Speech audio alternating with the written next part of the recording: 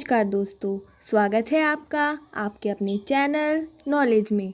आज आपको मैं आपकी पॉलिटिकल साइंस की यूनिट 4 समझाऊंगी, जिसका नाम है निर्वाचन प्रणालियाँ।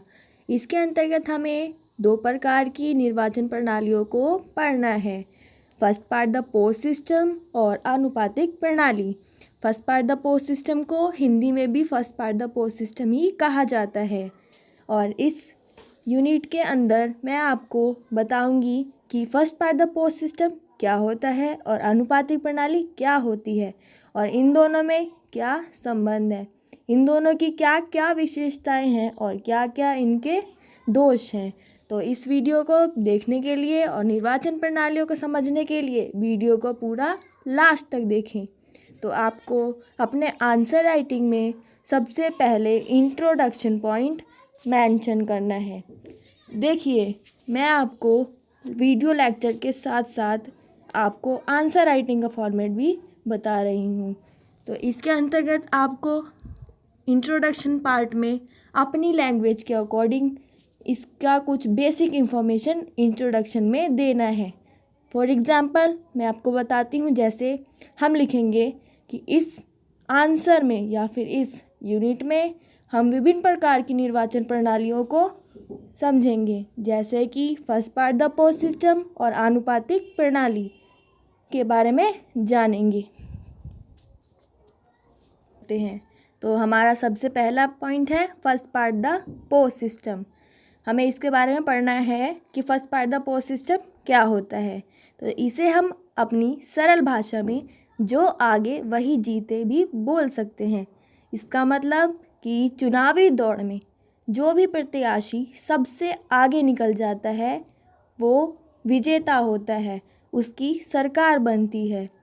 जैसे इसके अंदर हम लिखेंगे कि उम्मीदवारों का चयन करते समय कई सारे उम्मीदवार खड़े होते हैं, तो उनमें से जिसको सबसे ज़्यादा बहुमत मिलता है उसे विजेता घोषित कर दिया जाता है। संविधान द्वारा यह विधि ब्रिटेन से लिया गया है। ब्रिटेन के संविधान से यह विधि हमारे संविधान में ली गई है। इसे बहुलवादी व्यवस्था भी कहा जाता है। इसमें हर एक निर्वाचन क्षेत्र से एक प्रत्याशी चयनित किया जाता है। मतलब क्षेत्र बहुत सारे होते हैं, उनमें से अलग अलग प्रत्याशी निर्वाचित किए जाते हैं। और फिर हम इसकी पढ़ेंगे कमियां। हमारा नेक्स्ट पॉइंट है first past the post system की कमियां। सबसे पहली कमी हमें यही दिखाई देती है कि इसके अंदर सबसे ज़्यादा मत प्राप्त करने वाला यानी सबसे ज़्यादा वोट प्राप्त करने वाला उम्मीदवार निर्वाचित हो जाता है, भले ही निर्वाचन मंडल में बहुत सारे हिस्से या फिर समुदाय द्वारा इसका विरोध ही क्यों ना किया गया हो। यानी कि उसको ही सरकार बनाने का मौका मिलेगा जिसको सबसे ज़्यादा वोट मिले हो। अगर बेशक से उस प्रत्याशी का किसी भी समुदाय द्वारा, छोटे हिस्से द्वारा विरोध भी किया गया हो, तब भी उसकी ही सरकार बनेगी। अल्पसंख्यक मतों द्वारा भी उम्मीदवार निर्वाचित होकर विरोध में डाले गए बहुसंख्यकों के मतों को नज़रअंदाज कर देते हैं। यानी अगर अल्पसंख्यक भी उनका विरोध करें, उनके विरोध में मत डालें, तो भी उनके मतों की अपेक्षा कर दी जाती है, उसे अनदेखा कर दिया जाता है और उसकी सरकार बनती है, क्योंकि इसमें अल्पसंख्यकों का ध्यान नहीं दिया जाता।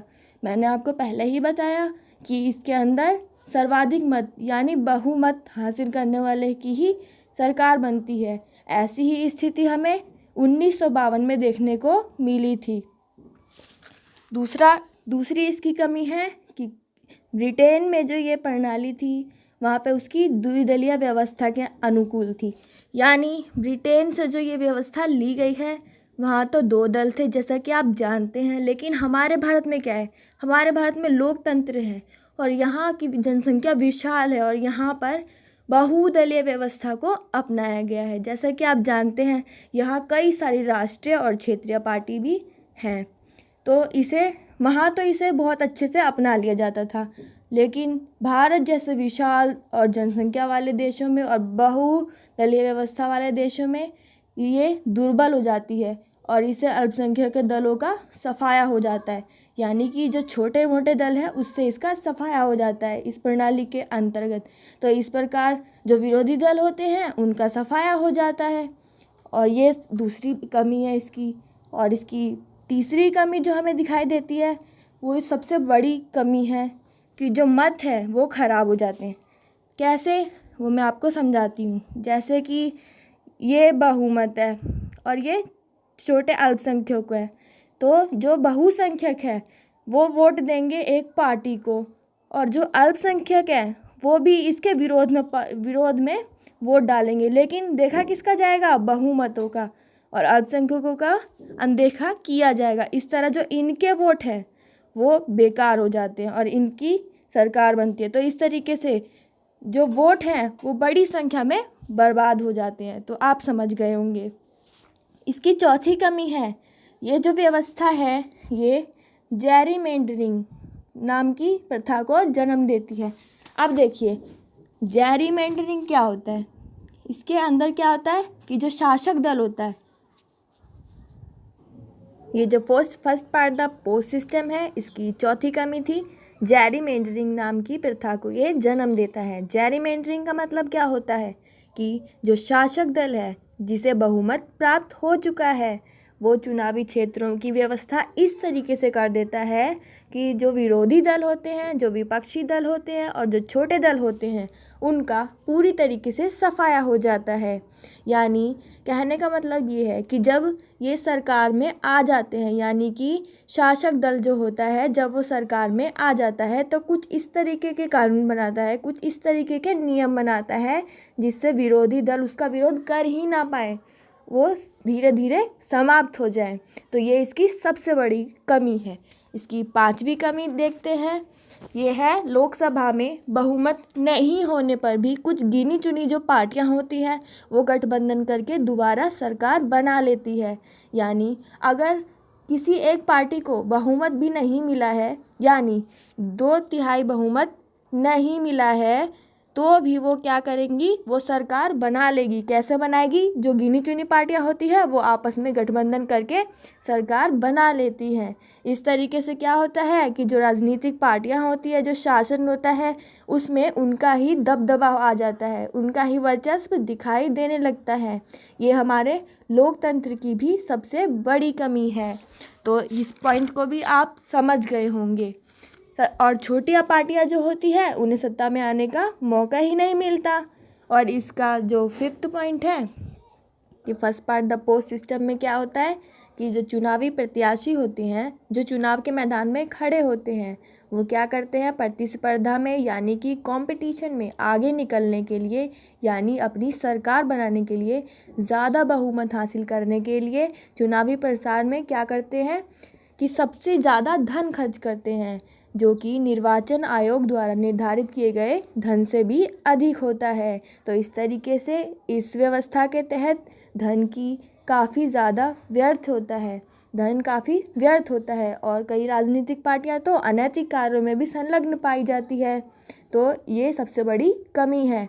ये ऐसा क्यों करती है? ताकि वो चुनाव में आगे निकल जाए और सरकार बना ले।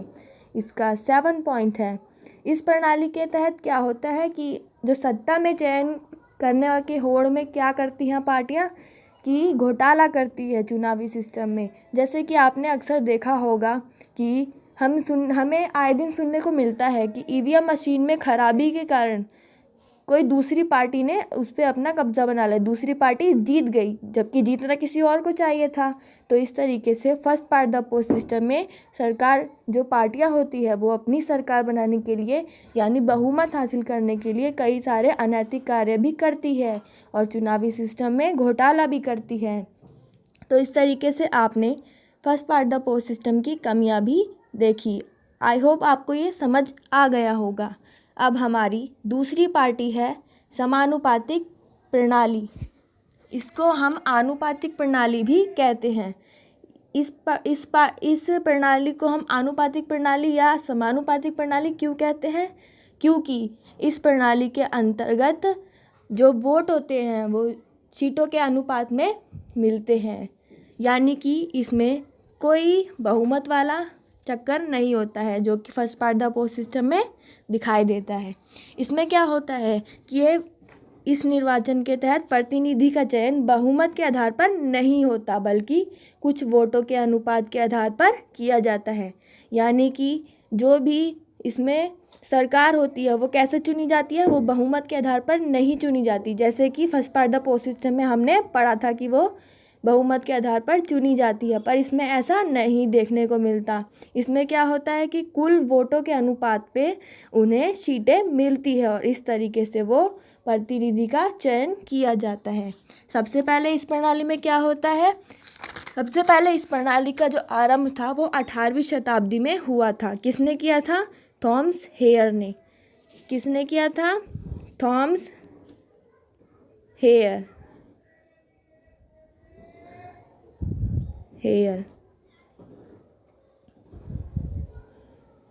इन्होंने किया था। ये सबसे ज़्यादा फेमस माने जाते हैं, इस प्रणाली के जनक कहे जाते हैं।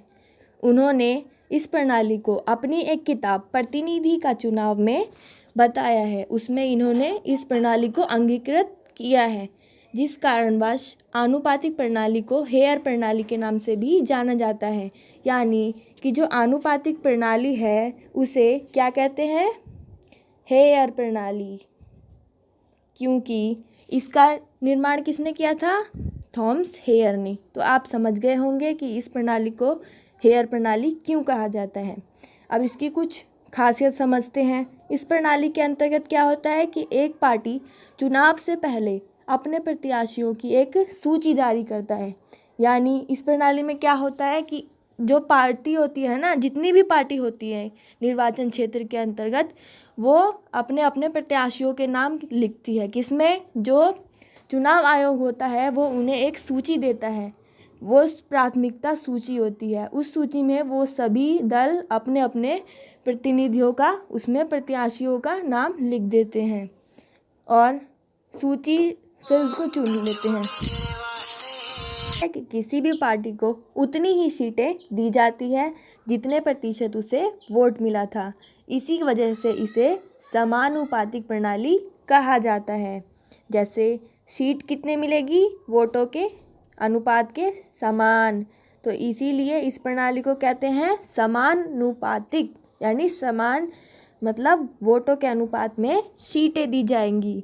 तो ये एकदम अपोजिट है first past the post system, यानी कि जो आगे वही जीते प्रणाली से। ठीक है, तो आप ये समझ गए होंगे। इस प्रणाली में क्या होता है कि जो मतदाता होते हैं वो राजनीतिक दलों को वोट देते हैं, ना कि उनके प्रत्याशियों को।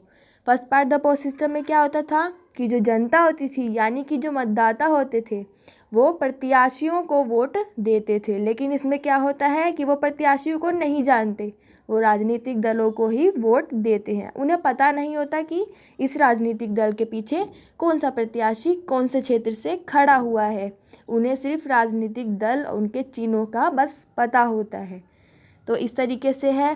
भारत में हमने समानुपातिक प्रतिनिधि प्रणाली को सिर्फ अप्रत्यक्ष चुनावों के लिए ही अपनाया है। देखिए, हमारा भारत विशालतम जनसंख्यामयी देश है। यहाँ पर बहुदलीय व्यवस्था को अपनाया गया है। अब देखिए, इतनी बड़ी जनसंख्या में इस तरीके से हम चुनाव तो नहीं करवा सकते, तो इसलिए हमने इस समानुपातिक प्रतिनिधित्व प्रणाली को सिर्फ अप्रत्यक्ष चुनावों तक ही सीमित रखा है। अप्रत्यक्ष चुनाव का मतलब क्या होता है? जिसमें जनता प्रत्यक्ष रूप से साझेदारी नहीं करती, यानी कि जिसमें जनता वोट नहीं करती। अब अप्रत्यक्ष चुनावों का मैं आपको एक एग्जांपल देती हूँ। जैसे कि राष्ट्रपति का चुनाव किया जाता है, तो इस तरीके से आप समझ सकते हैं। हेयर प्रणाली यानी कि आनुपातिक प्रणाली को देखते हुए कई अन्य विद्वान जो हैं वो अन्य कई सारी पद्धतियों का निर्माण करते हैं, जैसे कि एकल संक्रमणीय मत प्रणाली या फिर वैकल्पिक मत प्रणाली। अब देखिए, एकल संक्रमणीय मत प्रणाली जो है, इसके तहत हमारे देश में राष्ट्रपति का चुनाव किया जाता है। ब्रिटिश विद्वान जो थे हेयर, इनके जनक हैं। ये तो आप समझ ही गए होंगे कि जो ब्रिटिश के विद्वान थॉमस हेयर हैं वो इस प्रणाली के जनक हैं। उनकी पुस्तक प्रतिनिधित्व का चुनाव में उन्होंने हेयर प्रणाली को समझाया है। इसी कारणवश आनुपातिक प्रणाली का नाम हेयर प्रणाली भी पड़ा है। भारतीय संविधान के अनुच्छेद 55 में राष्ट्रपति के निर्वाचन का प्रावधान भी एकल संक्रमणीय मत प्रणाली के आधार पर ही रखा गया है। तो एकल संक्रमणीय मत प्रणाली का एग्जाम्पल हमें कहाँ से मिलता है? भारत के संविधान के अनुच्छेद 55 से, जहाँ पर राष्ट्रपति के निर्वाचन का प्रावधान इसी प्रणाली के तहत रखा गया है। अब देखिए, एक और हमारी प्रणाली आती है सूची प्रणाली, जो कि कई विद्वानों ने इनका प्रतिपादन किया है। सूची प्रणाली यानी लिस्ट सिस्टम। इसके अंतर्गत क्या होता है कि जो आनुपातिक प्रणाली होती है वो कुल मतों की संख्या डिवाइड में निर्वाचित होने वाले प्रतिनिधियों को निकालकर की जाती है। आनुपातिक प्रणाली के अब हम दोष पढ़ते हैं। आनुपातिक प्रणाली के दोष, इसमें क्या होता है कि जो प्रोफेसर स्ट्रॉन्ग है वो कुछ इस पर अपनी बताते हैं, अपनी बात बोलते हैं। वो क्या बोलते हैं कि वैसे तो सैद्धांतिक दृष्टि से आनुपातिक प्रणाली सभी प्रणालियों से बेहतर है, परंतु जब बात व्यवहारवादी दृष्टिकोण की आती है तब इस प्रणाली में कई सारे हमें दोष दिखाई देते हैं। अब देखिए, ये प्रणाली, वो प्रोफेसर स्ट्रॉन्ग के अनुसार वो क्या बोलते हैं कि अगर हम देखें तो ये आनुपातिक प्रणाली सबसे ज़्यादा अच्छी प्रणाली है, वो ये कहते हैं। लेकिन अगर हम व्यवहारवादी यानी एक इसे अपनाने के रूप में देखें, अगर इसे भारत में अपनाने के दृष्टिकोण से देखें तो इस प्रणाली में कई सारी कमियां दिखाई देती है। कैसे? देखिए, इसमें फर्स्ट पॉइंट लिखेंगे हम जटिल प्रणाली। क्या लिखेंगे? जटिल प्रणाली। जटिल प्रणाली का मतलब क्या होगा कि ये प्रणाली कठिन प्रणाली है। अब देखिए, ये है हमारा फर्स्ट पॉइंट। इसमें इसमें ये लिखना होगा कि यह प्रणाली बहुत ही जटिल और उलझी हुई है। इसमें मतगणना भी इतनी ही जटिल है।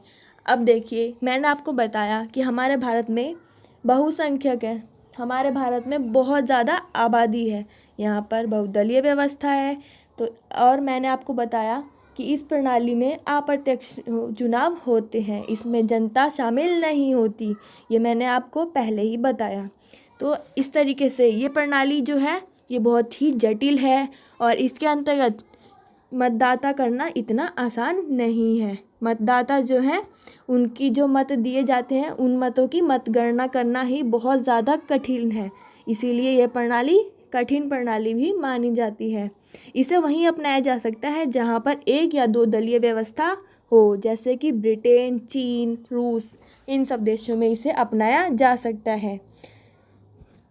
इसकी जो गणना है, मतों की गणना, वो भी आसानी से नहीं होती। जब मतगणना किया जाता है तब इस सिस्टम में पक्षपात भी किया जा सकता है, इसीलिए ये प्रणाली जटिल भी है और साथ में इसमें पक्षपात भी किया जा सकता है। इसी तरीके से इसमें गड़बड़ भी हो सकती है।